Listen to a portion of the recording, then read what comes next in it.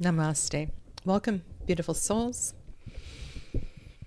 Welcome back to my channel if you've been here before. And today I'm going to talk a little bit more about my practice. And this afternoon, I will be doing live readings, members of all levels. And I thought today I would take you through the steps of my preparation before I do readings. So I do work as a professional tarot reader. I see clients on Zoom. I see them in person. Sometimes I will meet them out in the community. And I have worked at fairs and metaphysical shops and summer markets. I've done live readings in lots of places.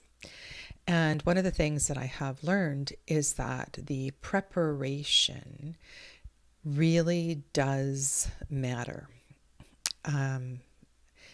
If I rush into, without too much preparation, a reading, whether this is a one-off reading or whether I'm setting myself up to do 20 readings, 30 readings in a row at an event, again, the more preparation I do, the better.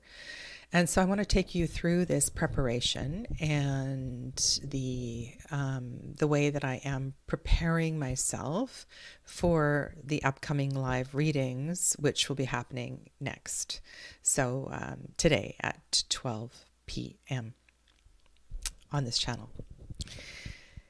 I have hello Saskia, several favorite astrologers that I listen to regularly. And in the description box below, I have linked a few of their channels. And there's a quality about each of them that's really important to who I am and how I read. And I find that listening to them while I'm cooking or, I don't know, eating a meal, sometimes it is very grounding and helpful. And sometimes I actually sit down and take notes. And I have this one page on my notes on my MacBook that I have a long, I don't know how long it is. It's years long history of notes that I've taken listening to various astrologers. And this is, I won't say that I'm studying, but I'm just receiving their information. And it just makes me smile sometimes because when I was listening to Molly McCord yesterday, everything just kind of was exactly what was appearing in readings that have happened over the last day or two.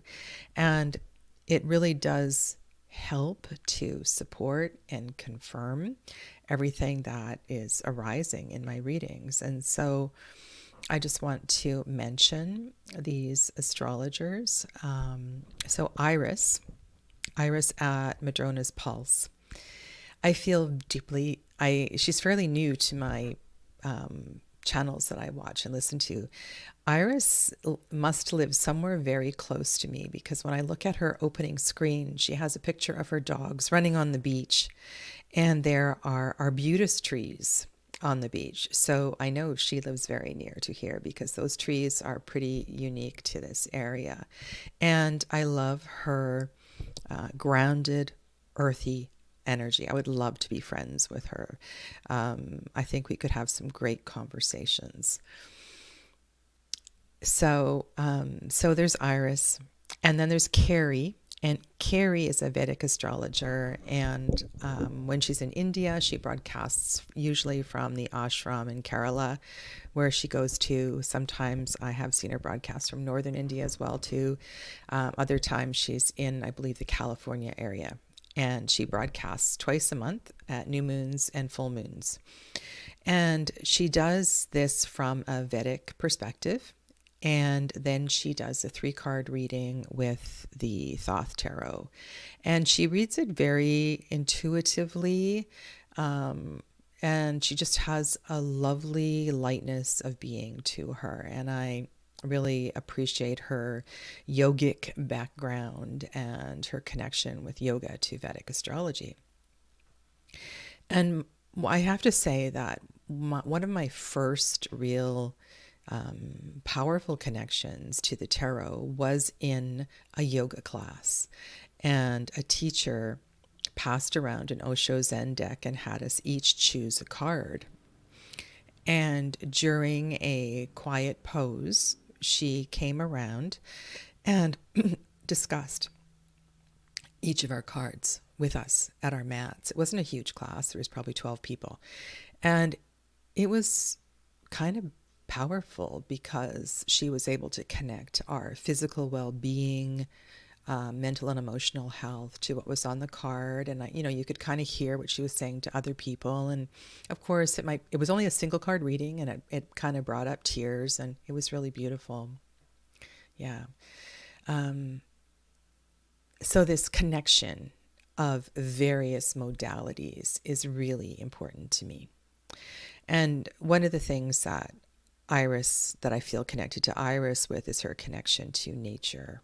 And part of my preparation for readings often is going out into nature. And I connect with well, first of all, it grounds me. It helps me to land. And if I'm feeling frazzled in any way, then it centers me. And as soon as I can get the dogs off leash, I do, and then I can focus on my practice, which includes mantra, breath, mindfulness, intention setting. And all of this happens in a matter, it could be as short as 20 minutes. Sometimes I might be out there for 2 hours. So the preparation for reading is, I want to say it's more of a lifestyle,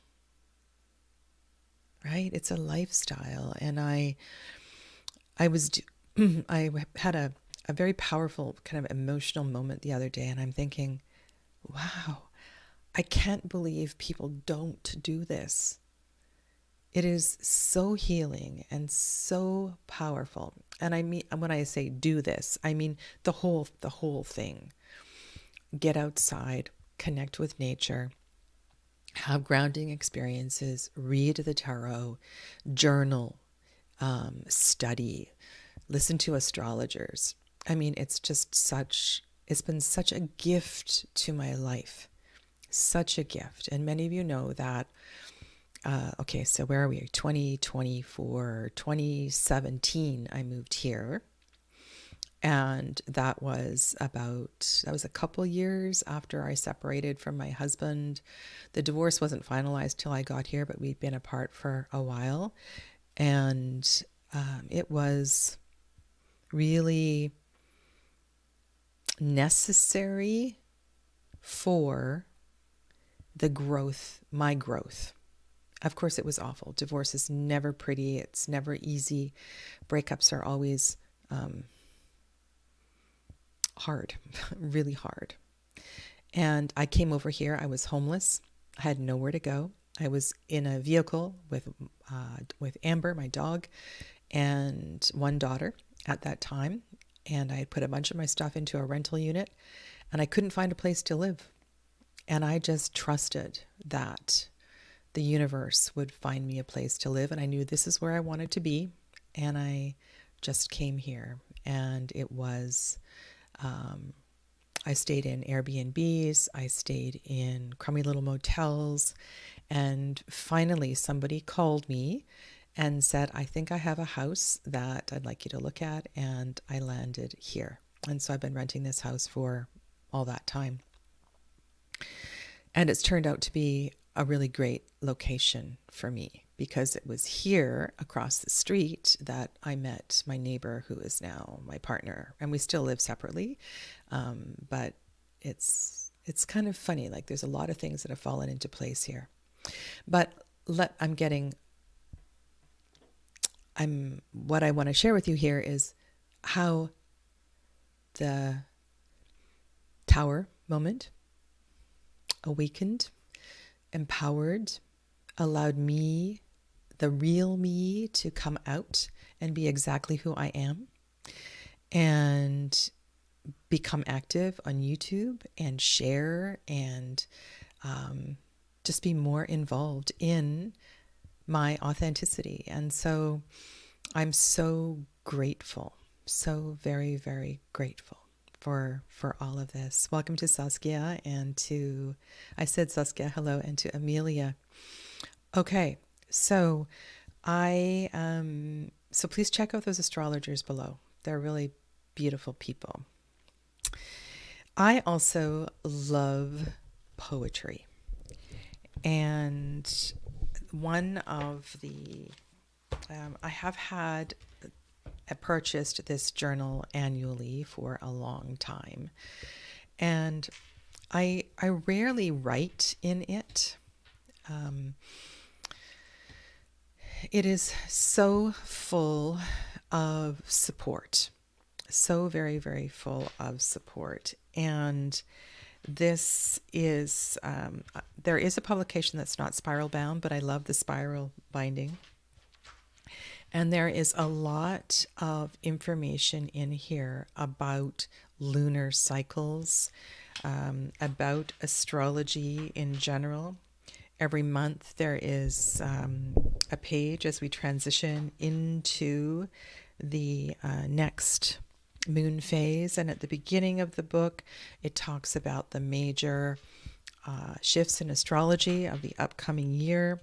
We have a page here for the year of the dragon for 2024.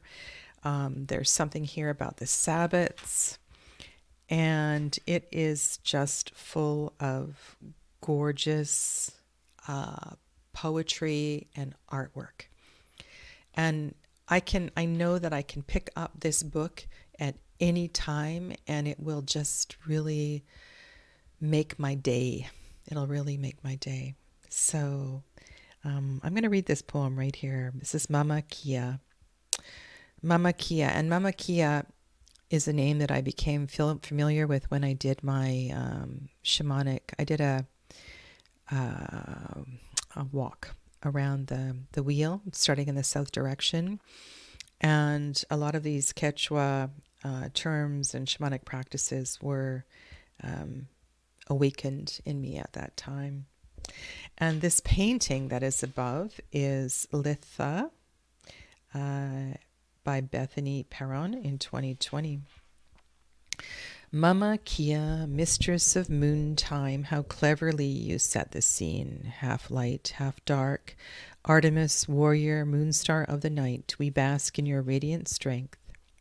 Polish our crafty tools, follow your lead in this bright and shadow tightrope dance. Shakti, mother of all energy, we master with you the steps of magical balance. In this edge moment, we can take stock, decipher the obstacles, commit to our passions for intervention, repair, kindness. Nike, holy mama of victory, ride with us the rhythm of increasing light, the pulse of growth. Keep us on our toes, moon dancer, glow on, wax certain. We marvel at your tricks, the spellbinding costume changes. All praise to your divine play. And that is Beth Root Gwyn 2022. And so I find that sometimes I have a moment in between readings, and I always have this journal with me. It's kind of large and heavy, but it's something that it helps me to feel safe. It helps me to feel safe and prepare. And so, besides basking in the gorgeous artwork and poetry that helps me to set the scene for readings, I use this to check out the moon cycle and the sign that the moon is in. So every day there are some little astrological glyphs, and you can see what time these phases are changing. And fortunately, it's all in Pacific time, because I believe this is published in California, which is the same time zone that I am. And another note, I don't think this particular moon journal has a Southern Hemisphere version. So there are moon journals out there that do have northern and southern hemisphere variations, but I don't think that this is one of them. And so here we are. Today is not the 8th. Oh my goodness. Today is the 15th, and we are 3 days out from the full moon, the partial lunar eclipse in Pisces. And so today I'm doing readings in 45 minutes. And so I begin to embrace and capture the energy of the moon just days before it becomes full. Now, this phase of the moon just so happens to be my natal moon. And what I mean by that is when I was born 3 days, I believe, before the full moon. And the practice theory goes that is your optimal time. That is when you are in your energetic strength and power.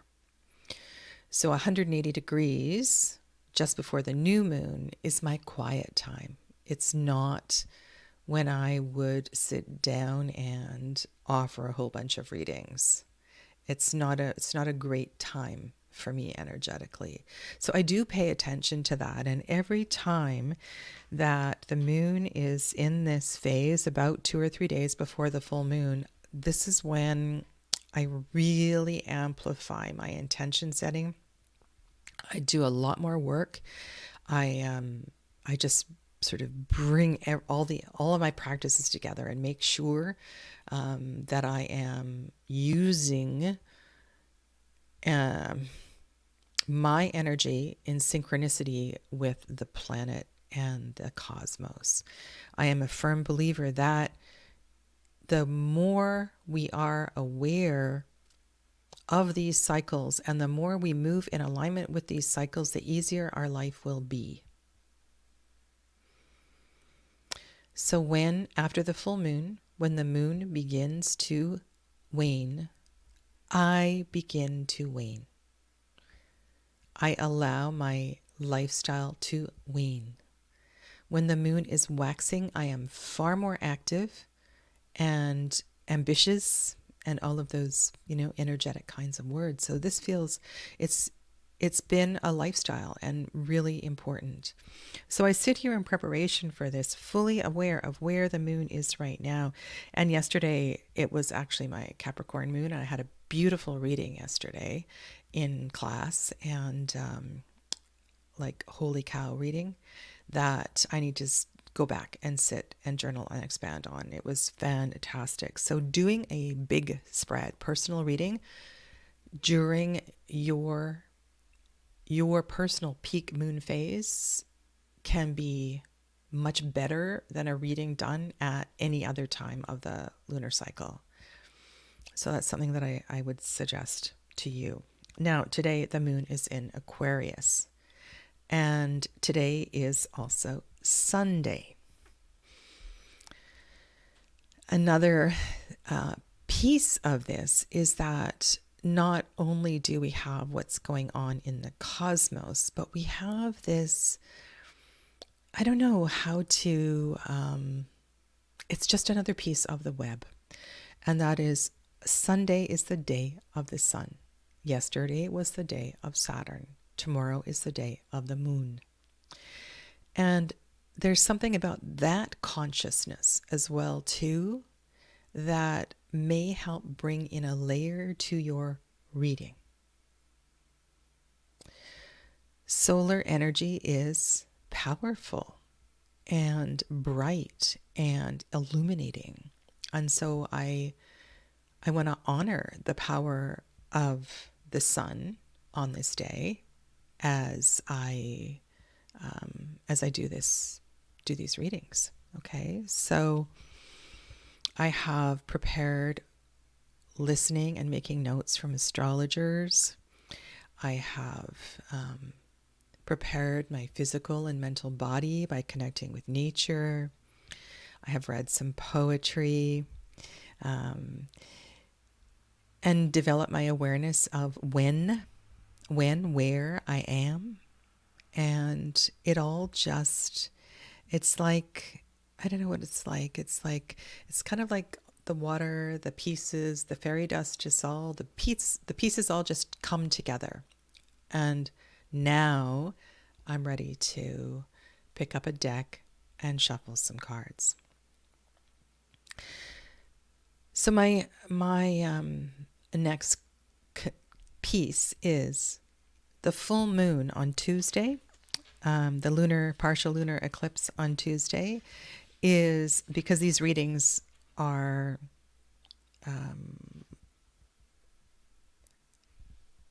capturing that energy, is in Pisces.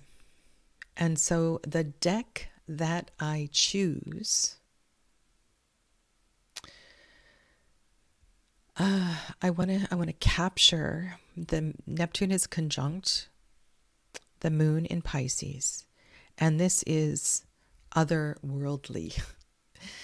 This is communication from another dimension, another time. These readings are almost going to be like time as we know it stops, and we receive a communication through a crack in time. With this partial lunar eclipse in Pisces, it could feel kind of karmic. It could feel, there's a real intensity to it, but also a heightened spirituality. And so I want to choose a deck that feels watery, right? Neptune, the ocean, Pisces, this is big water. If you've been following me, you know I have a lot of water decks, watercolor decks. I want the energy to be alive in this deck. I don't need to have too many straight lines and, right? I want the energy to flow. And so I made this decision really, really quickly. As I was here, I thought about using Lily Black. It's a really beautiful, beautiful deck. But I'm going to use Anna Torian's latest deck. This is Tarot of Echoes. And I love the movement of energy in this deck. And it is, it has that flow of water that I was looking for. And while the creator of this deck is not directly, obviously, she doesn't discuss the astrological implications in her deck or associations, I've certainly had some powerful astrological connections through her artwork. Okay, so my question, which I did type out a little while ago, is this: how can I best serve the community in my live readings today? How can I best serve the community in my live readings today? And I often do this ask this kind of a question before I go into live readings. And sometimes I get really surprising message, which will take me in a different direction. So I'm going to shuffle the deck, and then I'm take you through my process of doing this reading.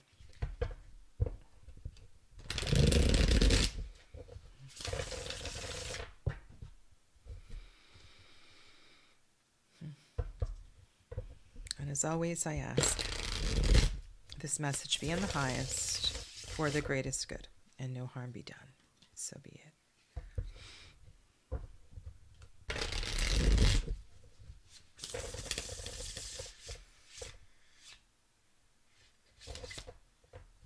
I've also been contemplating my spread for today. And one thing that I know for sure is that full moon energy is just as much about letting go as it is celebrating. And so I want to incorporate that into the spread. And so I will be doing 5-card spreads. So I'm going to show you that spread and do that for my own reflection. I am going to connect to the energy of water. So while I'm doing, oh, that's interesting. Just a few cards came off for this pile. I'm going to use the water pile from the first part of the first operation for my reading.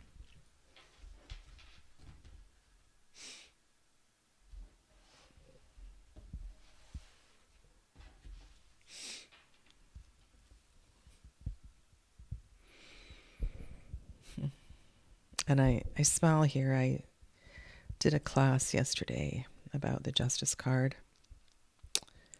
And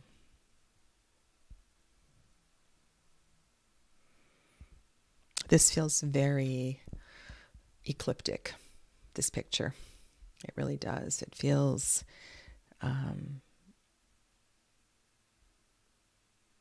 it's funny because Libra is ruled by Venus. And this cape, the fabric, feels very martial. And to me, that feels very ecliptic.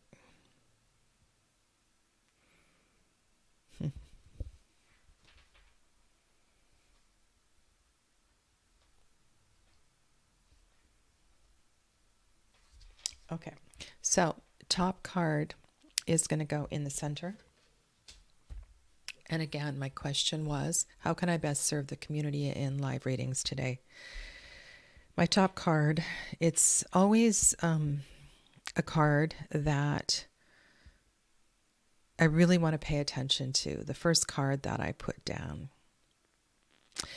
And then I am going to put 2 cards on either side. One is for waxing and one is for waning.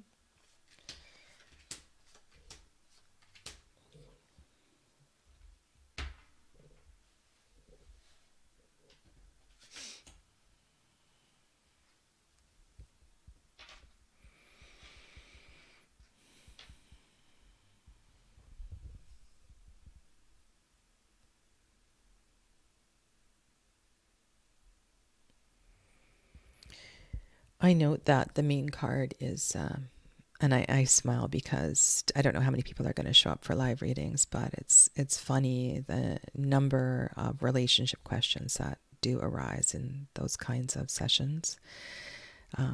So I smile, laugh, but also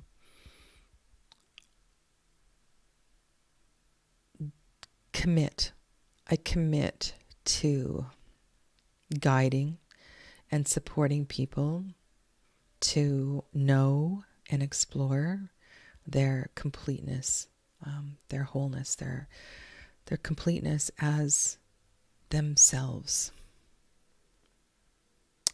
And this continues to be really challenging work for me.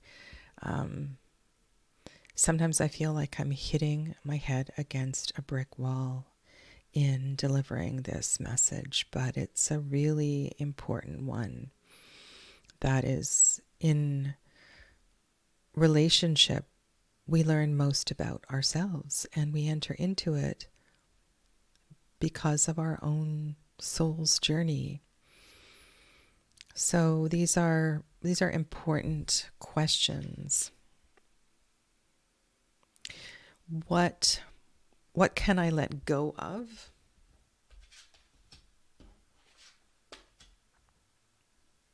And also, as the peak card, the central card, I also want to honor.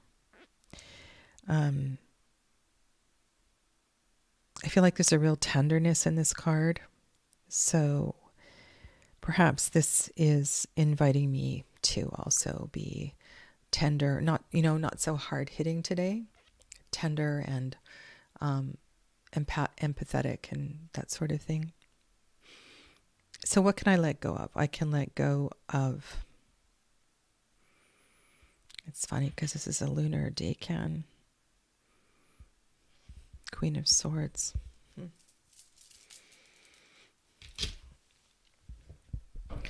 When I'm looking at those swords, and that is on my release side, perhaps having to, or worrying about having to have the perfect words.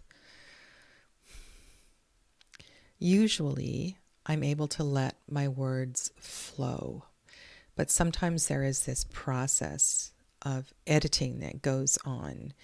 I might pause because I hear something, I feel something, and I don't know quite how to say it.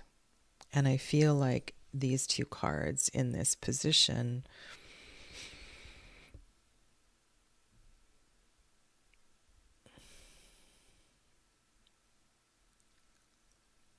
reassure that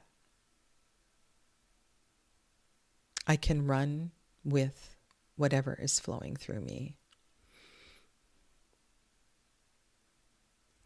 What do I need to do better or amplify or bring more to my readings? Well, isn't that interesting?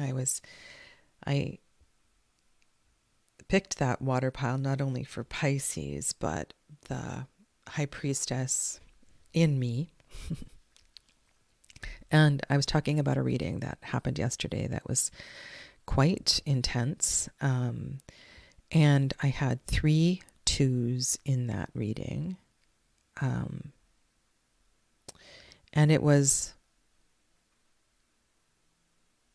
there's a lot that's happening right now that I want to be aware of everything at the same time. So that the solar eclipse that's happening in Libra season is also very much part of this conversation that's going on here. And so I understand why this lovely Libra lady is making her appearance here as well too. What I will,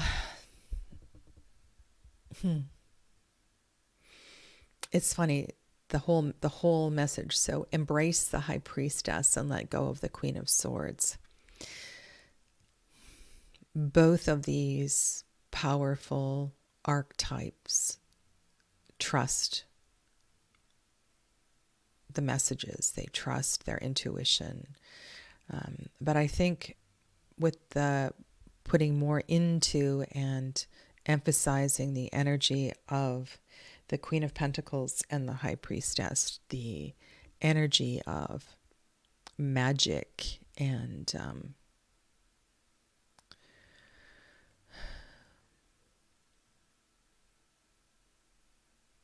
the mystical, the mysterious is really, really important here today in the messages. Okay, let me go to... Sorry, I just want to open up a file because I made some other notes for you today and just make sure I cover what I need to cover.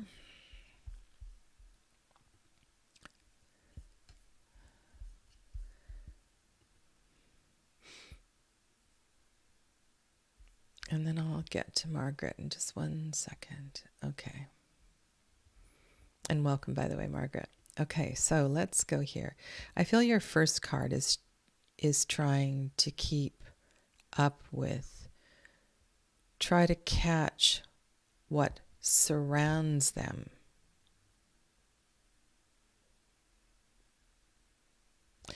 In the second, the person is sitting in that movement, freely moving.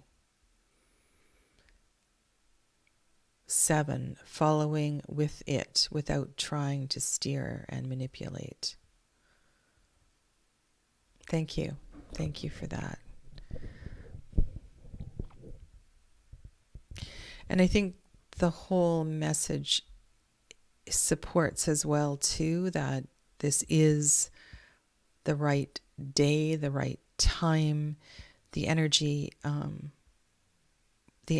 is good for supporting the community. I have been drawing this card quite frequently. And I did a series this summer called, what was it called? Mastering Large Tarot Spreads or something like that. And I have been really challenged with this card. And the way that it is painted in it's so varied the way it's painted in different decks. And I also want to go back to my studies. You know, like sometimes I will look at a card and I'll think, I'll do this flash through history, and I'll think about a couple of different versions from older decks, from the Tarot de Marseille or other favorite older decks that I have, and reflect on the journey of this card. And also, because I know my decks quite well and I work with a lot of different decks, and I've just done a series on top tarot trumps. Sometimes when I look at a card, I see multiple decks at the same time. And the thing that's really striking me here, I said that word tenderness before.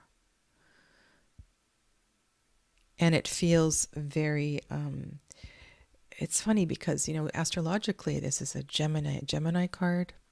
And those Gemini minors are so noisy and so busy. And it's almost as if this Queen of Pentacles here is holding down, this grounding the feet of that noise. The cards of Gemini are 8 and 9 and 10 of Swords.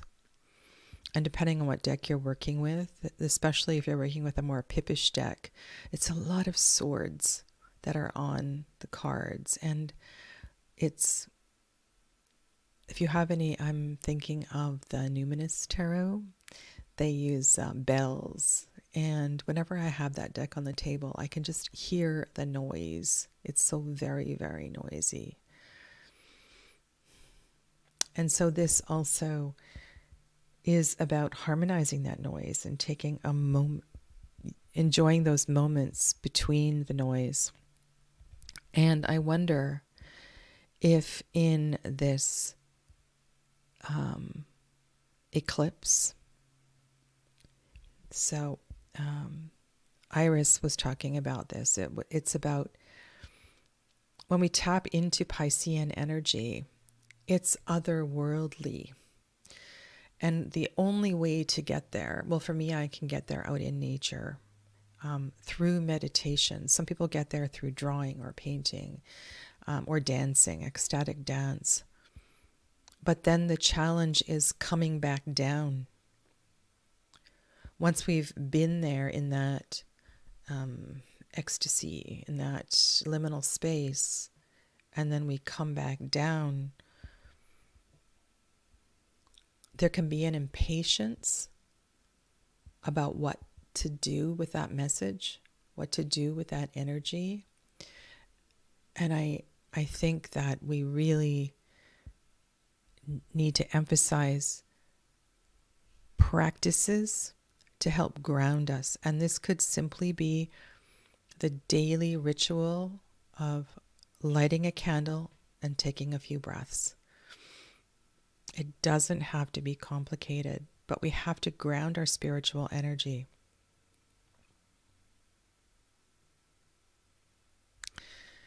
When cards appear on the table, it's not just about reading them. It's about feeling what they want to say.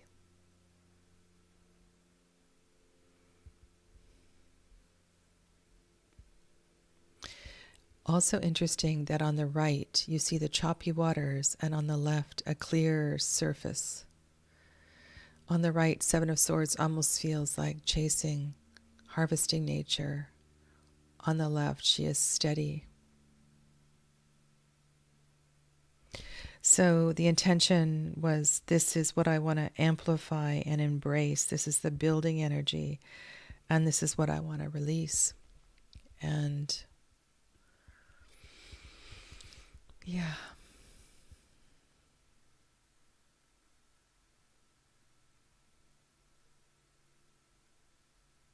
And then I suppose my final step is this. My final step is go back to my question. How can I best serve my community in these readings today? And then I want to hold the mirror up and look at the reading, because I am fully aware of the as without, so within. And so personally,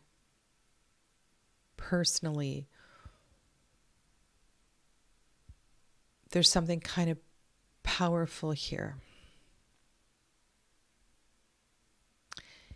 And I have been struggling with the two jobs thing.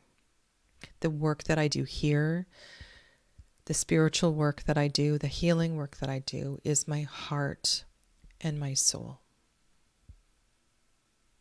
It is so good for my being, my well-being.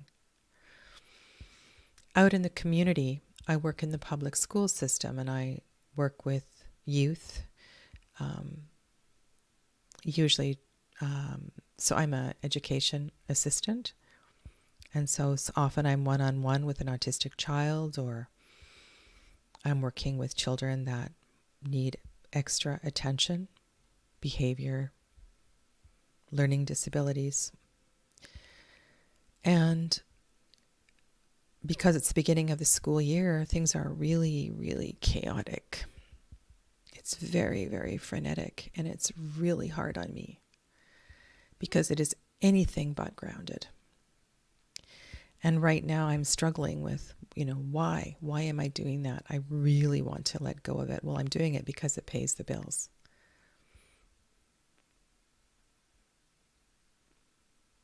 And I've had a few indications lately. So part of this big eclipse energy are these major changes that are coming up for all of us.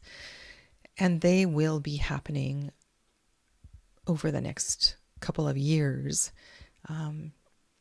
But I'm feeling sooner than later that the entire, it is so much bigger if I put all my energy into this work. And I'm seeing a piece of that. This way on the table over here as well. Yeah.